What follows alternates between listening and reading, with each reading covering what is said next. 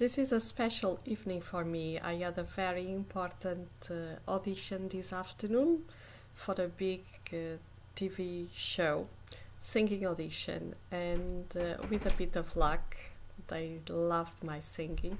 I hope so. So, after going out for dinner, I decided to come and tell you a little story. If you are British, you'll know what I'm talking about. If you are not, I'll fill you in. After listening to me a few minutes, of course, you'll know that I am a foreigner. I am Portuguese. By the way, I'm Francisca. I'd like to talk to you about a big celebration here in the UK. On the 5th of November, the British celebrate the Bonfire night. I have now been here for almost 4 years. Last year, I was here for 3 years, and of course, there is a lot I know nothing about. And this Bonfire night, I must say, I'd never paid any attention to it. But last year, I was following cake decorating classes. And this story has an important meaning because it will show you how we can be conditioned in our way of thinking to the point that we don't even think clearly anymore about things we do. Even if you are a citizen, a senior citizen like myself, we are still prone to being, let's say, a bit brainwashed, which is not a good thing. By the way, I forgot to introduce you to our dolly, as I'm in Wales, and Wales has more sheep than people. We have our own house sheep. That's Dolly, and she's lovely. So, back to Guy Fawkes. Fawkes, I think. Guy Fawkes was this, I suppose, very, very nice gentleman. I'll read my notes. He was born on the 13th of April. It's maybe not a good omen, although a lot of people born on the 13th of any month probably go on to live very productive and happy lives, but Guy Fawkes didn't. Guy Fawkes then was born on 13th of April 1570. That was a long time ago, and as I progress in my story you'll understand why that is important. And he died on the 31st of January 1606. I do have a daughter who was born on the 31st of January. So was the Queen Mother of Holland and a lot of other people. But for Guy Fawkes, it was a very unfortunate day. And this gentleman was a gentleman who had strong beliefs. He was a Catholic in a Protestant country. He even joined the Spanish to fight. And he changed his name to Guido Fawkes. That's quite interesting. And it shows that he was passionate about the causes he fought for. When he came back to England, he was very troubled because King James I was a Protestant, and I don't believe he liked the Catholics at all. And so young James was not happy. He got together with a group of men, I suppose 8 men, maybe 7 or 8 men. And it seems that they decided to blow up the Houses of Parliament. Of course, all the stories, you know, that are told centuries later, I suppose they often have been twisted a number of times. And God knows, maybe somebody just wanted to get rid of Guy Fawkes. Fox, but not as in Fox the animal. I don't know exactly. But this ties with my life, and that's where it becomes very interesting. So this gentleman and the other guys rented a basement of the Houses of Parliament, at least so they tell us today. They had gunpowder hidden there in order to blow up the Houses of Parliament and the King. What I don't understand is, did the king live in the Houses of Parliament, or did the king often go to the Houses of Parliament? Did they know when they were going to blow the Houses of Parliament with the king in it? I don't know. I wasn't around back then. I am very old, but not that old. But the sad thing anyway is that Guy was the one who was down there when a letter was discovered that he had written to a friend, because friendships back then were not what they was supposed to be anymore. We may complain a lot nowadays, but believe me, back then things were not good. And poor Guy ended up tortured and in prison, and eventually was killed. That's all quite sad. I believe that all the other guys who were not down there with him didn't suffer anything, or else maybe I am just missing out on a bit of the story. So it was only poor Guy. But what has Guy Fawkes to do with me? You wait. And don't turn off this video, because I'll tell you. For all these centuries, British people have been celebrating big time his death on the 5th of November. So, since 1606, to be more precise. If you go around and you ask people what they are celebrating and why all these fireworks and whatever, I suppose a lot of people won't know. I think the children are told about it at school, but again, I was at school in Portugal, and we don't have any Guy Fawkes there.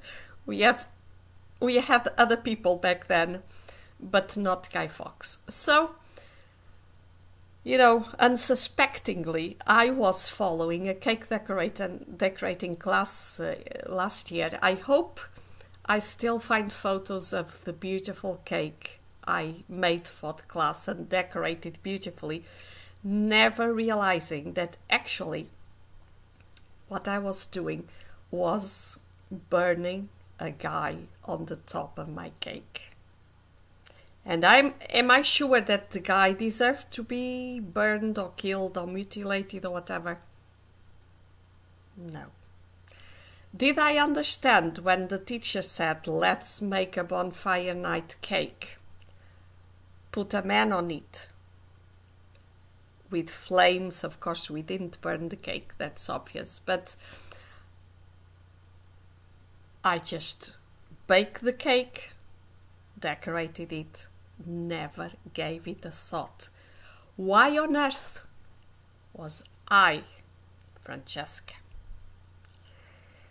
this woman who believes in justice and peace and God knows what, bake a cake and decorate it with a guy on the top being burned on a stake or in the stake or something? I don't know. The thing is, I did it, and my guy was not looking very good, and I had forgotten to buy the appropriate chocolate cookies to do as if they were the wood that would burn the poor man. And the teacher said, never mind, with the flames it will look beautiful. And again, not a spark did go up in my mind. And that worries me. I baked my cake, brought it home, offered it to somebody, because I don't even like those decorating cakes. That was just to practice. And a few days later, I was walking in the street with Colin in the evening. We were walking home, and I probably told him how proud I was of my cake or something. And he then said, do you know the story of Guy Fawkes? I said, I have no idea, I just make the cake. And it happened to have a man and flames. Again, I think I am intelligent enough to have worked out at the time that something was wrong. You don't celebrate the death of a guy for centuries and bake cakes and celebrate and buy fireworks and God knows. Until he told me what the story was, that was really a man. Although they didn't burn him, no, they tortured him, and then he fell from the scaffolding or something before they could mutilate him and slowly kill him, so he kind of died quicker than they wanted. The flames and the stake, I suppose, are to commemorate the fact that he didn't blow up the Houses of Parliament. I started laughing uncontrollably because I couldn't believe it, that I didn't understand what I was doing. I didn't even think about what I was doing. I just did as I was told, but I'm 60 years old, and it is quite scary to be conditioned in this way to do as you are told, especially because, as a rule, I am a person who really thinks about things. I am a bit of a rebel. I'm probably Guy Fawkes' niece or something, although I wouldn't blow up anything, but I am very good with words and very sharp with words, and I think that I have a sharp mind. But I did bake a cake with a guy on the top being burned to death for a celebration centuries later of a guy's death. Maybe he has a family out there. How will they feel? Although nobody alive now will have known Guy Fawkes. But it's still, I mean, if my great-great-great-great-grandfather had been burned to death and people were cheerfully celebrating it, I'm not sure I'd be thrilled. And therefore I wanted to tell you this story. The celebration is on the 5th of November. Think well, because you may be told that he was a bastard, he was going to blow up the king, the Houses of Parliament, but there is something more to it. When I told my lovely teacher that I wasn't happy, that as a foreigner nobody had explained to me what actually was obvious, because the guy was on the top of my cake and was being burned to death, that nobody explained the story, as most of us were foreigners anyway, and they should have realized that we have no idea who Guy Fawkes is and why he had to be killed and why he wanted to kill. So this is quite a sad story, and at the time she said something that really made me think. She said he was a freedom fighter, and that's the thing. We may not understand the fights of others, but they are probably very justifiable to themselves, and they are fighting for what they believe in, and that's a lot more than a lot of us do. We'll see a lot of stuff going around we don't agree with, but would we really get up and fight and risk our lives? Somehow, I don't think so. I can fight a lot with words. Would I really go out there and put myself in danger to fight for what I believe in? Probably I'm just a coward as well, unfortunately. So before you bake a cake and decorate a cake, or before you do a lot of other stuff, do think about what you are doing. Do think whether you agree with it. And if you don't agree with it, just come forward and say, I'm sorry, but on this occasion, I'm not going to bake this cake. Don't even just miss out on one class. Make it known why you don't want to be there. I did ask the teacher that in the future, people were warned about what kind of cake they were making, especially because most of the students are foreign, so nobody would have known about it. I suppose in my mind I thought it was just a little joke, but burning a guy on the, even if it is on the top of a cake, for fun,